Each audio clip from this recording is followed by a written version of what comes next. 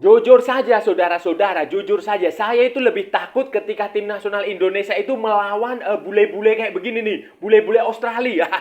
Itu saya lebih takut dibandingkan ketika menghadapi tim dari Timur Tengah atau tim dari Asia Timur. Kenapa? Karena bule-bule begini nih fisiknya bagus sekali saudara-saudara. Fisiknya bagus, posturnya bagus, atletik lah, ideal lah. Dan dia cara mainnya juga taktis sekali. Taktis, kemudian intelijensianya bagus. Jadi saya cemas saudara-saudara, saya cemas ketika Indonesia bertemu Australia.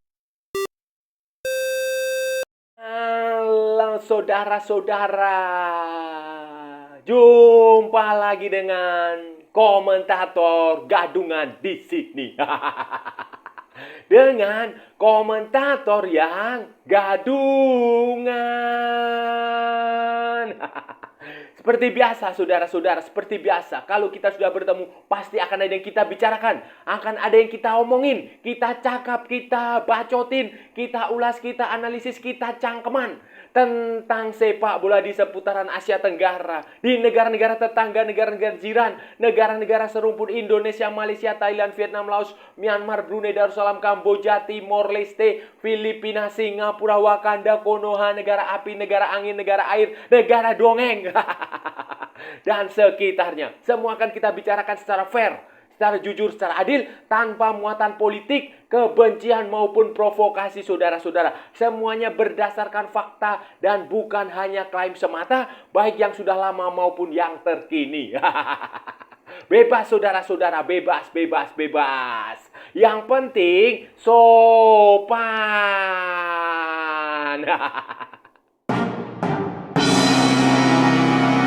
Begini saudara-saudara, jadi begini, pada Piala Asia U23 Indonesia itu kan tergabung di grup A lah, saudara-saudara. Semua juga sudah tahu, tergabung di grup A. Pertandingan pertama kita akan menghadapi Qatar, pertandingan kedua akan menghadapi Australia, dan pertandingan ketiga akan menghadapi Jordania. Nah, Australia ini adalah salah satu lawan yang menurut saya paling berat. Bahkan bukan hanya di grup ini, mereka itu adalah salah satu calon juara Piala Asia U23. Mereka punya peluang untuk lolos ke Olimpiade karena mereka secara tradisi juga sudah sering ikut Olimpiade, saudara-saudara. Dan tim mereka juga bagus di level senior, di level junior. Mereka ikut Piala Dunia di level senior, baik saat masih menjadi anggota Konfederasi Sepak Bola Oseania maupun ketika sudah hijrah ke Konfederasi Sepak Bola Asia. Pokoknya mereka mainnya bagus dan mereka punya materi pemain itu dari seluruh Eropa. Selain tentu saja dari Liga Australia sendiri yang memang salah satu kompetisi yang cukup kompetitif di regional Asia, di konfederasi. Mereka juga punya beberapa pemain yang tampil di Eropa. Dan yang paling membedakan Australia dari anggota AFC lain adalah fisik, postur tubuh, cara bermain itu berbeda sekali saudara-saudara. Berbeda, kalau kita tahulah orang-orang Asia kan mainnya seperti itu. Fisiknya, posturnya, tubuhnya seperti itu. Tapi kalau Australia ini itu seperti ibarat kata itu seperti orang Eropa. Ya bukan seperti orang Eropa, memang mereka orang Eropa yang hijrah ke Asia ya. Ya, Uzbekistan itu juga Eropa, saudara-saudara. Uzbekistan Eropa, tetapi menurut saya kadar Eropanya terlalu sedikit. Tetapi kalau Australia ini kadar Eropanya itu banyak sekali. 99,99%. Jadi mereka secara genetik, secara pemain, secara fisik sepak bola itu semuanya seperti sepak bola di Eropa. Sumber daya manusianya, sumber daya taktik, teknik, strategi, semua cara bermain sepak bolanya itu semua kiblatnya Eropa. Dan ya ini kita bukan hanya melawan tim dari sesama Asia, tetapi kita ibarat kata itu melawan tim dari Eropa, saudara. Piala Asia 2023, saudara-saudara, Indonesia juga bertemu dengan Australia kan, dan kita kalah dengan skor yang cukup mencolok.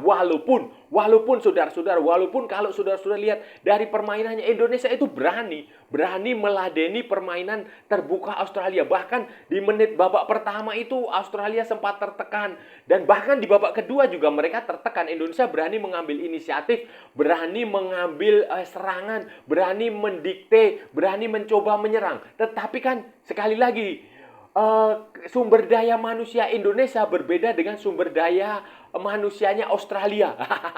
Bule-bule ini sekali lagi membuktikan bahwa sepak bola itu ya bukan selalu tentang ball possession, bukan selalu tentang attacking, bukan full attack, bukan. Sepak bola itu ya tentang efektif dan efisien. Dan Australia membuktikan itu ketika Piala Asia 2023 melawan Indonesia. Mereka kesempatannya menyerang sedikit sekali, tetapi begitu mereka mendapatkan kesempatan menyerang, wah, sudah jadi gol. Itu yang saya anggap tadi, yang saya bilang Australia itu jauh lebih berbahaya dari Qatar, dari Jordania, dari Korea, dari Jepang, dari Arab Saudi sekalipun, dari Iran itu. Jadi pola cara bermain mereka itu sudah, jadi ibarat kata itu sudah sejak lahir itu sudah tertanam di otak bahwa cara main bola yang baik dan benar itu ya efektif dan efisien. Itu tertanam di Australia, tim nasional Australia di semua level usia. Termasuk tim nasional Australia U23 yang ini nanti akan menghadapi Indonesia, akan menghadapi Qatar, dan akan menghadapi Jordania di Piala Asia U23. Ini yang membuat saya khawatir, saudara. Permainan mereka berbeda sekali, berbeda dari kebanyakan tim dari Asia. Mereka jauh lebih efektif. Jadi main bola itu mereka kayak santai gitu. Santai, betul, kayak santai. Bola di umpan kanan, umpan kiri, kemudian di passing, terupas atau crossing dari sayap, kemudian jadi gol. Baik lewat kaki, lewat kepala, lewat apapun. Tendangan mereka dari luar kotak penalti juga bagus. Kemudian ketika body charge, berebut bola, fisiknya bagus lah pokoknya. Jadi ini yang membuat saya khawatir dengan Australia, saudara-saudara. Tapi Piala Asia U23, saudara-saudara, Australia si Tony Tony Fitmar, pelatihnya ini tidak akan diperkuat oleh dua pemain yang cukup penting sebenarnya ini. Pemain yang sangat bagus. Marco Tio dari Melbourne City. Itu dia cedera. Dia akan digantikan oleh Keegan Jelacic, pemain dari Brisbane Roar. Itu pemain yang bagus itu, saudara-saudara, Marco Tio. Kemudian pemain lain yang tidak akan bisa tampil adalah Luis Darigo. Luis Darigo itu adalah pemain dari Legia Gdansk. Legia Gdansk, klubnya Witan Sulaiman dan Egy Maulana Fikri di Polandia. Itu dia juga tidak akan bisa bermain karena tidak mendapatkan izin dari klubnya. Karena kalau dia tidak mendapatkan izin dari klubnya, berarti itu pemain yang cukup bagus di kompetisi. Dan dia akan digantikan oleh Lukas Mouragis. Jadi Luis Darigo digantikan oleh Lukas Mouragis, itu pemain dari Newcastle Jets. Walaupun Australia tanpa dua pemain penting ini, saudara-saudara, bukan berarti mereka tidak punya pemain bagus. Mereka punya banyak sekali pemain-pemain bagus, saudara. Bahkan beberapa adalah pemain abroad. Misalnya Stephen Hall. Stephen Hall itu baru usia 19 tahun. Kipernya Brighton and Hove Albion. Kiper kedua atau ketiga ya, atau keempat ya, pokoknya di situ. Kemudian ada lagi Jacob Italiano. Wah, ini bahaya, defender. Itu dari Borussia Mönchengladbach 2 kalau nggak salah. Kemudian ada lagi pemain yang di Alexander Popovich, pemain berusia 21 tahun dari Korea, Gwangju FC. Kemudian ada lagi Rhys Yuli, itu main di Waterloo. Waterloo itu di Belgia, saudara-saudara. Itu pemain abroad. Ada lagi si Garang Kuol. Garang Kuol ini pemain dari Volendam di Eredivisie. Penyerang, striker. Baru berusia 19 tahun juga. Dan dia juga sudah punya caps di tim nasional senior Australia. Ada lagi Adrian Segesik itu adalah pemain dari Dordrecht.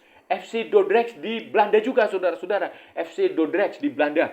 Kemudian ada lagi pemain, apa istilahnya ya? Pemain keturunan atau pemain naturalisasi lah. Itu namanya Mohamed Traore. Itu main di Paris FC di Prancis.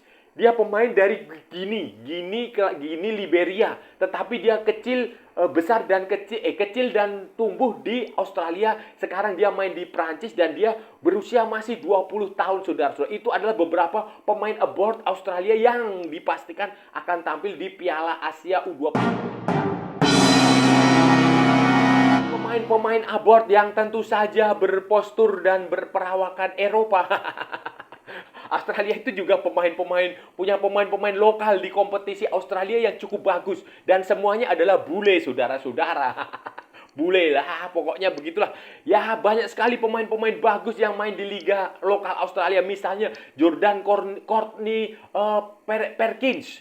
Jordan Courtney Perkins itu back berusia 21 tahun main di Sydney FC. Ada lagi si siapa itu namanya? Jacob Farrell dari Central Coast Mariner. Ada lagi Callum Talbot dari Melbourne City. Kemudian ada lagi Ryan Tigu itu di Melbourne Victory. Gelandang, saudara-saudara. Kemudian ada lagi si Jack Holtman itu dari MacArthur FC. Kemudian ada lagi striker, mereka punya striker yang cukup bagus seperti Lachlan Brock itu main di Western Sydney Wanderers. Ada lagi Alo Kwol itu saudaranya Garang Kwol. Kakaknya Garang Kwol itu main di Central Coast Mariner. Itu juga pemain yang sangat bagus lini depan. Kemudian ada lagi Nissan Velupillai. Itu juga pemain dari Melbourne Victory berusia 22 tahun, saudara-saudara. Jadi secara kualitas itu mereka bagus. Ada juga Cameron Cook, itu kiper dari Perth Glory. Kemudian ada Patrick Birch itu dari Melbourne City. Banyaklah saudara-saudara, banyak sekali mereka pemain-pemain lokal Australia yang sangat bagus. Ditambah pemain-pemain aboard itu yang cukup bagus juga. Cukup bagus. Dan beberapa juga ada pemain yang sudah punya pengalaman jam terbang di level senior. Mereka tampil di pertandingan internasional resmi bersama Socceroos apa ya, itulah tim nasional senior. Dan ini mereka akan menjadi pemain yang sangat penting, sangat berbahaya dan harus diwaspadai oleh Indonesia. Pemain penting Australia yang harus diwaspadai dan diwaspadai. Waspadalah itu misalnya ini si Stephen Hall. Stephen Hall ini baru kiper, saudara-saudara, 187 cm. Ini kiper yang cukup bagus, kiper masa depan Australia. Dia baru pindah ke Brighton and Hove Albion itu tahun 2024. Baru. Sebelumnya dia main di Adelaide United. Dan di Adelaide United ini, saudara-saudara, dia mencatatkan rekor sebagai youngest goalkeeper di A-League Australia. Dia menjalani debut itu pada usia 16 tahun 350 hari. Waktu bersama itu tadi siapa? Adelaide United, saudara-saudara. Itu Stephen Hall pemain. Kemudian Jacob Italiano. Ini Jacob Italiano juga bagus, saudara. Back kanan dia, full back kanan. Main di Borussia Mönchengladbach 2. Borussia Mönchengladbach 2, dia adalah orang Australia tetapi juga Itali. Namanya saja Italiano. Masa Jerman? Italiano ini adalah pemain utama di Borussia Mönchengladbach 2, saudara-saudara. Borussia Mönchengladbach 2 itu main di Regional Liga West. Itu semacam mungkin sekitar Liga 4. Kalau nggak Liga 4, Liga 3 di Jerman yang khusus untuk tim-tim level junior. Kemudian ada lagi yang seperti yang saya bilang tadi, Garang Kwol. Garang Kwol pemain dari Volendam. Dia sebenarnya main dari pemain Newcastle United yang dipinjamkan ke Volendam. Dia adalah pemain kelahiran Mesir, saudara-saudara. Pemain kelahiran Mesir dari Sudan Selatan. Aslinya dia adalah pemain Sudan Selatan, kemudian berimigrasi ke Mesir, orang tuanya pindah ke Mesir, mengungsi ke Mesir, lahir di Mesir, kemudian mendapatkan suaka di Australia. Si Garang ini bahaya, saudara-saudara. Penyerang, posturnya memang hanya 175 cm, tapi dia cepat. Kemudian ada lagi Adrian Segicic. Adrian Segicic ini pemain dari Dordrecht. Dia dari Sydney FC dipinjamkan ke Dordrecht di Belanda, saudara. Ini juga pemain yang sangat berbahaya. Kemudian seperti yang saya bilang tadi, Mohamed Traore, pemain dari Guinea di Afrika Barat. Pemain yang sejak kecil itu dia besar, lahir di Guinea tetapi dia besar di Australia, sehingga dia mewakili Australia dan sekarang bermain di Prancis. Posisinya adalah striker, 186 cm, cukup lumayan lah. Kemudian ada lagi yang seperti yang saya bilang tadi, yang cukup beruntung karena Luis Darigo tidak akan bisa bermain. Pemain yang cukup bagus, saudara-saudara, cukup tangguh. Australia ini juga punya pelatih yang menurut saya sangat berpengalaman. Khususnya di level junior. Namanya Tony Fittmar. Tony Fittmar ini kalau saudara-saudara ingat tahun 1990-an akhir sampai 2000-an itu dia adalah pemain nasional Australia. Pemain nasional Australia back. defender, saudara-saudara. Kalau saudara ingat ya, ini di era-era itu 2000-an lah. 2000-an, 90-an akhir, 2000-an awal sampai 2000-an pertengahan. Ya, pokoknya itu dia adalah back Tony Vidmar. Dia pernah main di Glasgow Rangers, kemudian NAC Breda, NAC Breda, kemudian pernah di Cardiff City, pernah juga di Adelaide City, Central Coast Mariner, kemudian dia punya 76 caps bersama tim nasional Australia dari 1991 sampai 2006 dengan mencetak 3 gol. Kemudian setelah dia pensiun, saudara-saudara, si Tony Vidmar ini menjadi pelatih di sejumlah klub, tapi mayoritas itu dia melatih di level junior. Dia pernah melatih menjadi asisten di tim nasional Australia U17, kemudian jadi pelatih di tim nasional Australia U17. Kemudian dia juga jadi asisten pelatih senior pernah. Kemudian Australia U23 ini dia mengawali karirnya sejak 2019 sebagai asisten. Kemudian 2022 dia menjadi pelatih kepala, dan ini pelatih yang sangat istilahnya dia mampu mencium bakat pemain muda berkualitas. Taktik dan strategi dia juga sangat bagus, saudara-saudara. Sangat matang sebagai pelatih yang ya sangat berpengalaman lah, sangat berpengalaman. Dia bisa bermain di lapangan itu. Australia bisa bermain dengan 3-4-3, kemudian berubah menjadi 4-4-2, bisa lagi dimodifikasi menjadi 4-3-3, 3-5-2. Jadi variatif. Dan ini kalau lawan Sintayong cocok lah. Sintayong ahli taktik, ahli strategi. Tony Vidmar juga ahli taktik dan ahli strategi, saudara-saudara. Jadi ini akan menjadi pertarungan dua pelatih yang jago. Situasi seperti ini, saudara-saudara, bagaimana peluang Indonesia mengalahkan Australia? Waduh, kalau mengalahkan Australia saya kok merasa susah ya, saudara-saudara ya. Pesimistis lah saya.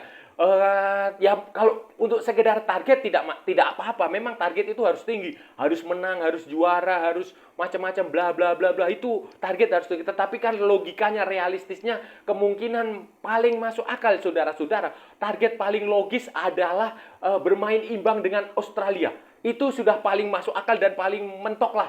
Walaupun tidak menutup kemungkinan Indonesia bisa mengalahkan Australia. Tetapi menurut saya itu berat sekali. Berat sekali, butuh keajaiban, butuh kerja ekstra, butuh semangat, daya juang. Jadi susah, saudara-saudara, kalau mengalahkan.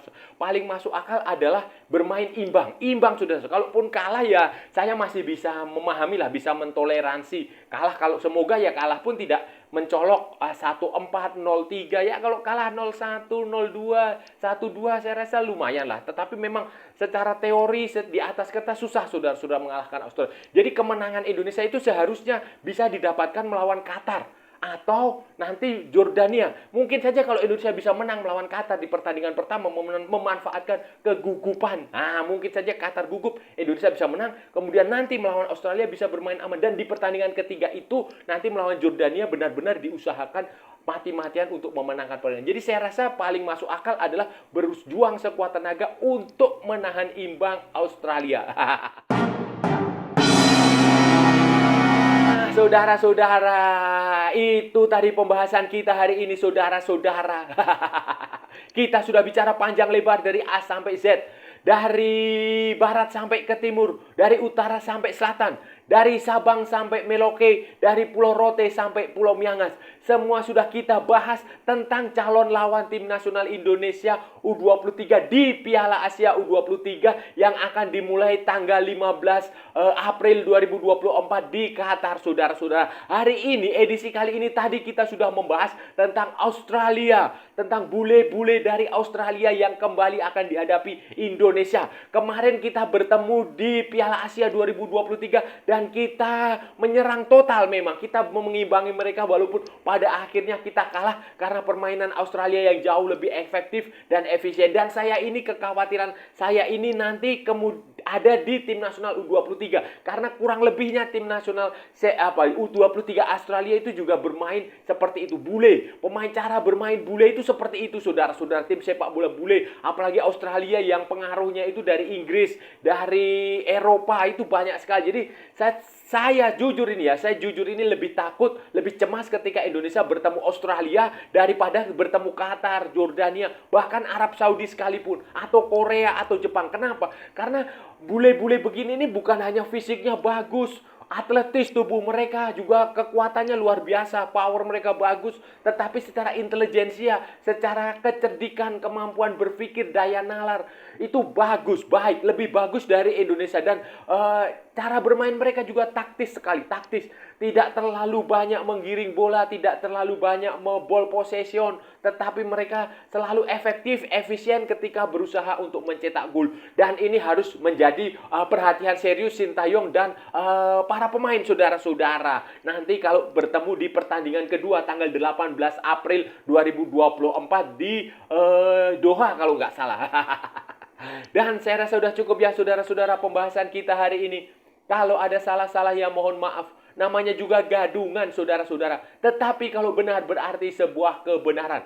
Kalau saudara-saudara merasa channel ini bermanfaat, berguna, menghibur, menginspirasi, silahkan like, share, and subscribe. Tapi kalau tidak saudara-saudara abaikan saja. Skip. Jangan ditonton tetapi jangan juga di-report. Kasihan saya saudara-saudara. Ikuti juga akun media sosial komentator gadungan ada di Instagram, ada di Facebook, dan ada di TikTok yang bukan TikTok Shop saudara-saudara. Oke saudara-saudara, sampai bertemu lagi di edisi-edisi berikutnya dengan tema-tema yang jauh lebih tidak bermanfaat, dengan tema-tema yang jauh lebih tidak berguna, dengan tema-tema yang jauh lebih membagongkan, dengan tema-tema yang jauh lebih konyol. Salam olahraga dan merdeka!